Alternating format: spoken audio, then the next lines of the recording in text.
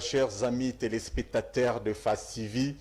tous vraiment en direct, tous nos super fans. Il y a Timbisa.news, c'est un réel plaisir pour moi de présenter ces nouveaux numéros de Mbunzu Nambunzu. Donc, la présentation toujours Naimoko, le monarque du Parlement populaire Jean-Pierre Ali Vision de Simbi Masolo. Il y a présentation, il y a Mbunzu Nambunzu, il y a le lot Kassi. Mbunzu Nambunzu, tout face à face, c'est-à-dire émission Oyo Nazala na invité, soit en face, Nabino ba super fan, ba téléspectateur, na biso.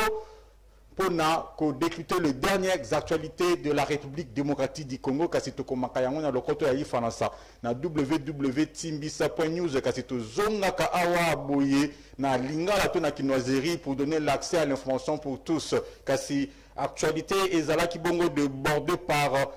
mwanzamoko yakaki nesika ke monseigneur Monsengo Pasigna papa cardinal akufaki kasi toye ko éclairer bino na muze ke papa cardinal akufite. Papa cardinal Azali bel et bien vivant, kasi état de santé naïe Azali critique. Donc gouvernement, famille biologique, église catholique, bah de péché qui avion médicalisé moroboye pour akende kolanda ba soin approprié kasi ba lueur d'espoir na biso na ba prière na biso nyonso tout ba na maman Maria to zali wana toujours ko semble de façon c'est que papa cardinal ayoka malamu pe à revenir Nabiso en bonne santé. Allez-y comprendre que papa cardinal Azali na 81 ans. Kasi Azala qui n'a nommé Kasi RDC Mobimapé communauté. Yaba catholique Mubazali na posa na ye Kasi actualité et Zala qui bongo débordé les sous na affaire professeur Albert Kabasele a conseillé na Fachi ya lobi na ye qui ministère oyo au créé ya numérique ezali moko ministère ya pambala kasi ya lobi biloko nde ki ta peuple congolais alia peuple abima ba numérique wana te soso yango déjà balobaki ke ko kita carton ya mpio diram na $10 to ebité ceux qui peut to zela nini mboka oyo opposition ezalaka te pour soutenir makambo wana wa kosalama to ebité ce fédération des entreprises du Congo bozalaka ba opposant to nini kasi wapanzi bakafondaka na bango kaka bakeyi butu ko luka komona Joseph Kabila pour apesa bango mandat lobby mais makambo ya lobela gouvernement lobby ke mpio di faut kita bilo na surtout faut kita le peuple d'abord mais bilo ba kita te premier ministre a instruit ministre de l'économie et que makamone ezala na ba appliquer yango mais et tout ça la matin mais opposition ba vandi na bango nia. Ok, yango ya ko créer ngai matin fayulo ngai FCCB so opposition makambo ya ko sala c'est que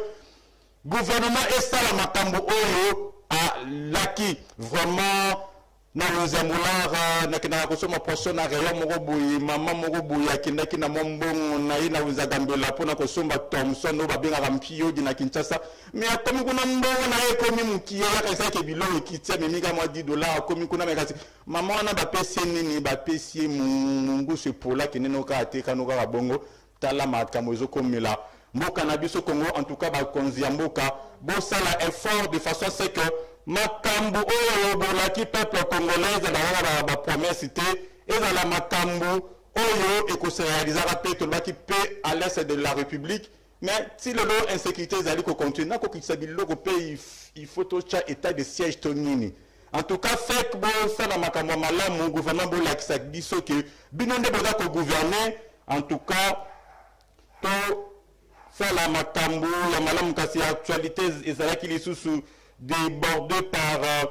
arrivé à Kinshasa, il y a veuve Chebe, il y a Boebi, activiste des droits de l'homme, Oyoyo. babomaki ye on dirait ceux qui pena nyango boyebi ba o bazaki na tango wana kasi procès na ye kangamaki kasi famille Chebe yana Fidèle Bazama bakendaki kuna komona premier ministre de façon c'est que ba ça la ouverture ya ba dossier wana parce que dossier netika nango ka boye to ebité ba véritable coupable ba toujours continuer courir le rue et tout ça nazali porte-parole à Chebe ate kasi to pesimino ka information que famille na ye bakenda komona premier ministre pour la ouverture ya dossier kasi bolanda ki le 30 juin, à l'occasion du 30 juin, chef de l'État, Félix Tshisekedi Tshilombo accordaki interview moko na ba confrère na biso ya Top Congo pe ya RTNC kasi salama ki kuna na Goma mais kasi na kota ma ba interview akota ki na directeur de cabinet na ye Vital Kamerhe kasi ya loba ke ye nti le lofi Vital Kamerhe azali un homme honnête kasi justice continue ko sala musala nango so qui Idriss Denewad mobile yo azalaka na suki ebele koleka dona déjà ya face TV réalisateur na biso lelo pesa biso élément na moi extrait la interview wana. Alors, généralement, à pareille circonstance, à la faveur du 30 juin, vous avez eu accordé des grâces à certains prisonniers, notamment ceux du procès de 100 jours. Cette année, vous comptez répéter ça? Oui, oui, bien sûr, mais j'attends les propositions. C'est la ministre de la Justice qui doit me les faire. Je ne connais pas tous les cas. C'est elle la spécialiste, c'est elle qui me les transmettra. Puisqu'on parle de certains cas. Oui, certains cas justement, il y en a d'autres comme Vital Kamerhe. Il peut espérer obtenir une mesure de grâce de votre part. Vous pensez que c'est ici que je vais répondre à cette question? Vital Kamerhe, c'est mon frère. Je suis totalement désolé de ce qui lui arrive, affecté aussi. Je ne l'ai pas voulu, contrairement à certains dires mal intentionnés. Je ne l'ai pas voulu. Dès le départ de cette affaire, je vous rappelle d'ailleurs, c'est au sein d'un conseil de ministres que j'étais parti à l'époque du Premier ministre Ilunkamba. C'est lui d'ailleurs qui avait sorti le problème ouvertement en séance. Puis le ministre de la Justice de l'époque a renchéri en disant, Monsieur le Président, ce que vient de dire le Premier ministre ne vaut même pas une instruction de votre part. Dès demain, je saisis la justice. Ce jour-là, ce conseil n'avait pas été couvert par mon directeur de cabinet habituel, c'est-à-dire Vital Kamerhe, mais c'était un de ses adjoints. Et donc, après, je l'ai fait venir, je lui ai posé la question, je lui ai dit, tiens, on a parlé des fameuses maisons qu'on a à construire dans ce programme des 100 jours. Est-ce que c'est notre affaire? Il a dit non, c'est pas notre affaire. Je dis bon, ça va. Donc, que la justice fasse son travail. Et malheureusement, de fil en aiguille, on en est arrivé là. Ce que je peux accepter comme reproche, c'est que on me condamne de ne pas avoir donné des injonctions à la justice pour qu'elle ne fasse pas son travail et que lui ne se retrouve pas dans cette situation. Mais alors, dans ce cas, qu'on me dise qu'est-ce que j'aurais fait de mes principes alors, qui sont de laisser la justice libre de faire son travail. Mais bon, ce qui est arrivé, nous le déplorons tous. Je continue à croire que Vital Kamerhe est non seulement quelqu'un de sérieux, de correct, mais en plus quelqu'un dont la République a besoin. Grâce à son intelligence, grâce à son expérience. Et je suis convaincu qu'il jouera à nouveau un rôle dans ce pays. On parle... Oui, kasi bouti kolanda chef de l'État, mais qui la moine na mai na ye Vital Kamerhe, oyo azalaki bongo condamné na deuxième degré na justice congolaise na 13 ans de prison par rapport ya makambo ya maison préfabriquée. Kasi tota la lobby to soki ozala ndenge nini kasi Covid-19 ezali toujours en tout cas chef de l'État apesaki 15 jours pour na ba terrasse na ba discothèque na makambo nyonso tout ezala ya kokamara chef de l'État tika ne ko citer ba terrasse tia lo ba neka ka ba boîte de nuit na ba discothèque kasi ba terrasse ngo ba koti bango na bango pena na kati makambo ngo ya ba fermeture kasi ba mama ya ba terrasse baza kolela ba osala ndenge mpona kofuta ba palais kasi utikili bango église est-ce que église peut ba kinima maboko pamba il faut bateka bafuta bandaku et puis bayeba na kosala nini balobi pona bango ezali injustice parce que gouverneur a vu professeur Kinshasa tango ache ba arrêté na ya lobaki que ceux qui bakuti yo zomi la masanga na kati ya terrasse bako pesa à sec otamwa na bata ba DGRK pour ba 10 000 francs na ba 50 000 francs pour na ba tenancer ya ba barango kasi musala ngo sala manango bongo te ba policier bazoya se kokanga ba kiti. Et puis, tu habites restaurant, est-ce que quitte ceux qui ont quitté à plastique? Restaurant et cause zalana kiti à plastique te. Ata ba kuti ba oveya ba malé on a été restaurant ngo. Boloba ki restaurant ya ba shawarma. To ba restaurant ya ba Thompson pe. Restaurant ba malé wa bon. Ba to ba restaurant ba malé wa ba zo kutana na ba makambo ngo chaque jour. Tu habites si faut mon konzamboka préciser sur restaurant vous avez restaurant ba pizza, tu restaurant ba shawarma parce que ba maman malo ba za kolela ba tantino ba tumba kama kemba na ba Thompson na bati jamais panzi bazali vraiment kolela en tout cas ba policier bazali ko tungisa bango en tout cas général Kasongo éclairé biso est-ce que ba policier tang ba ya kama na makambwana est-ce que opesa ka bango ba ordre de mission est-ce que musala ngo en tout cas et sala makandenge nini. En tout cas, il faut éclairer bah quinoa boutique à Koboma impact et à chantiningo bilana Félix c'est que dit les couleurs ba policiers au chef ceux qui ba yé ba zu kiti ya restaurant ba beli bango mi bi kasi to éviter ceux qui ba sala ka musala to eza na ngoka ka bomesano na bango kasi to komela kibino na timbisa point news que lutte contre la troisième vague de la Covid-19 toutes les mesures prises par le gouvernement sont renouvelées ba mesures au gouvernement qui va renouveler yango. Il s'agit notamment du maintien du couvre-feu de 22h à 4h du matin, interdiction de toute manifestation publique de plus de 20 personnes, dont le réunion, mariage, bain de consolation, titiri et anniversaire. Interdiction des veillées mortuaires dans le funorium ou à domicile. Tous les bars, terrasses, discothèques et boîtes de nuit restent fermés. Kassi, bon, pendant que va clôturer ma solo, que cette fois-ci, délai à moi on préciser tant il faut qu'il y a 15 jours kasi yo tout tu éviter ceux qui aussi la mon colonie en tout cas papa maman on la terrasse air yango récupérer na mbongo na yo kembe sumba malewa soit banano te ka ballon parce que quand ya terrasse on dit na minute boy ku finanu sala ndenge baninga ba chacha kuna basala ki album avungu akangane bo aboyi na futa bambongo a loyer ya pamba kasi ba membre ya gouvernement ilukamba ba coaching zalaka kasi koyo bazali kolela ba indemnité de sortie na bango kasi yo kanenge to komela kibino na www.timbisa.news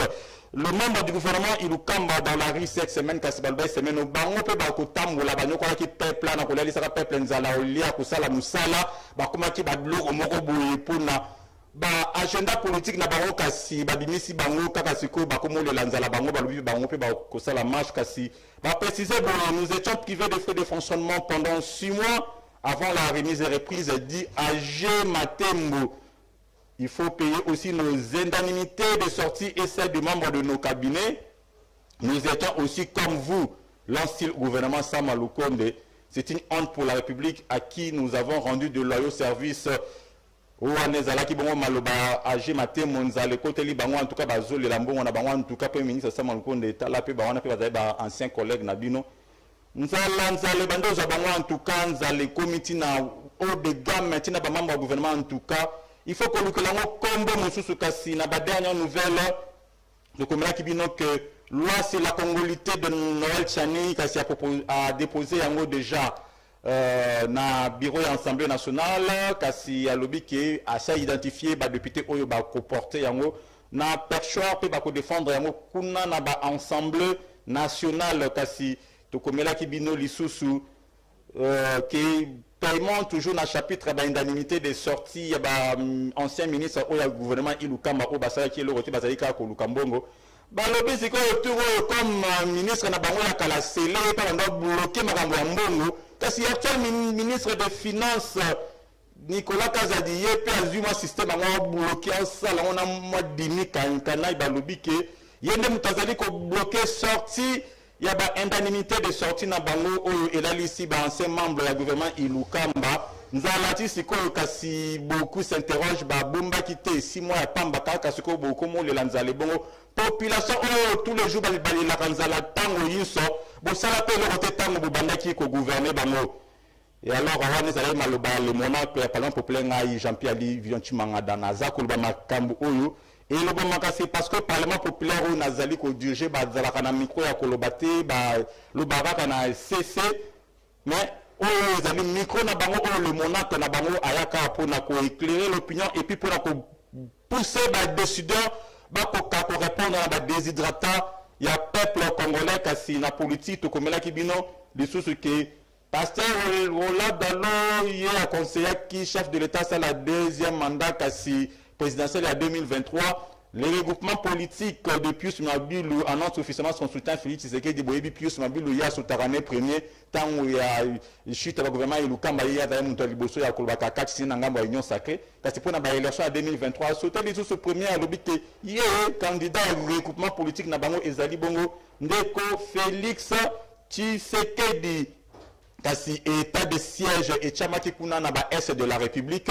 monter en puissance ya BAFARDC ezali ko se manifester kasi Idriss de Noa de Pesabiso élément on a poto to la qui ça na bande konenge monter en puissance ya BAFARDC ezali ko salama gouvernement to tchaba moyen de façon c'est que insécurité ici la côté kuna ya ba nord pe na ba Ituri petit à petit nous sommes en train de monter en puissance pour que nous soyons à même de remplir convenablement notre mission aux groupes armés. Bon, je ne cesse de le dire aux groupes armés nationaux. Nous leur disons que les opérations sont déjà en cours et il est temps de déposer les armes.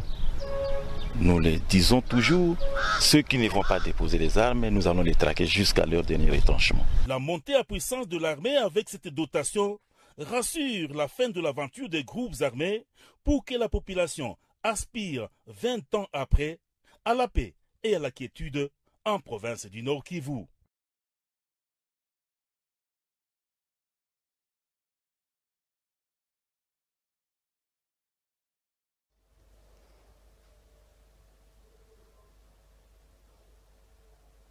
Oui, ben, je crois, bon, tu kolanda élément on est avec l'élément moya ya mukuse oyo to la kisibino monter à puissance ya ba FARDC. Na côté kuna ya Nord Kivu pe Ituri kasi toujours en politique to komela kibino ke kalamingi te remaniement ya nouveau gouvernement kasi batu bazako singa remaniement nouveau gouvernement c'est parce que ils en ba membre tout ce gouvernement oyo bazali na vision ya ko setini Félix Tshisekedi na 2023 kasi beaucoup de langues ezali déjà ko ba ke kalamingi te remaniement na batu oyo bakolina ko soutenir Félix Tshisekedi na 2023 il faut balonga gouvernement bakoka ko remanier bakoka ko tsaka bato oyo bako soutenir vision ya chef de l'état kasi pour na ba dernières actualités bandeko to suki wana kasi to komela kibino lutusu na ndenge ya ba conseil na biso na page na biso ya Facebook Timbisa News Parlement populaire pe Instagram pe ni Twitter na biso to komela kibino lisolo moko ya mibali kaka ndenge bazalaka aza na mwasi na ndako maza na 1000-4000 makangu na libanda awabi wana ba makangu chaque jour que na likangu wana na kinkole bakomi na kinkole bameli masanga bali bambisi wana tout ça dépense $300 lobi lisusu likangu mosusu lobi na likangu mosusu kasi likangu moko to ebite bino bande konde boko yebisa biso nani aza na raison likangu moni dépense lelo $200 ya lobi una $300 ya kuna $300 finalement tant mobile aza ko benga yeba ke lisusu ko lembisi na kinkola yebisi en tout cas ya neki ngai na lukaka ba mibali ya bazanga responsabilité boete chaque jour ka ko dépenser nga $200 $300 $400 kasi ebongo combien otikaka na ndaku na mona ko pika na polo nzuluka na yebite otikaka combien na kasi ngai na ko na ngaso ko lembisi na kinkolo te soko lingina mona naka pesa ngai fond de commerce entre moi si on a les kangu na mutabimisa la mbongo nani azana raison kasi numéro ya mwana bokende na rubrique commentaire ya page Facebook na biso bo commenter yango ebele ce qui peut ma solo il ngezali botinde la biso yango de façon c'est que toye banandenge ya ko partager na bino kasi to ko remercier ba super fan na biso surtout ba landa biso. En tout cas, je remercie Christelle Vazoingo, moi, Dallas, Mbote, Nayo, Bisika, Ozali, le monaka yeyo, kasi, yo yavandaka na ngwende na ye kasi ayebaka te azalaka kaka ye moko. Mama Nathalie Kabengele mbote na yo bisiki ozali la reine Manitou vanda na ngwende na yo ozalaka kaka na papa moko ozalaka kaka na yo moko kasi keba misu pembeni keba en même temps ezali concert mpona bafille ebele bozalaka na mobali moko koluka nzela ebele tina nini kasi toyaka mpe mpona mpe kopesa bino baquestion de conseil kasi mbuzu na mbuzu ya lelo esuki awa kasi na koremercie équipe technique nyonso tu oyo eaccompagne ngai na poko ya lelo na réalisation tozalaki bongo na mobali oyo azalaka na suki ebele lokola dona beja wana face tv Idriss Benoît de kasi masolo ya cadrage masolo ya caméra esipamaki bongo na José Kinavouidi en tout cas oyo cadré ngai bien oyo bimisi ngai lokola papa chéri en tout cas retrouvez-moi demain pour un nouveau numéro de Mbuzu na Mbuzu.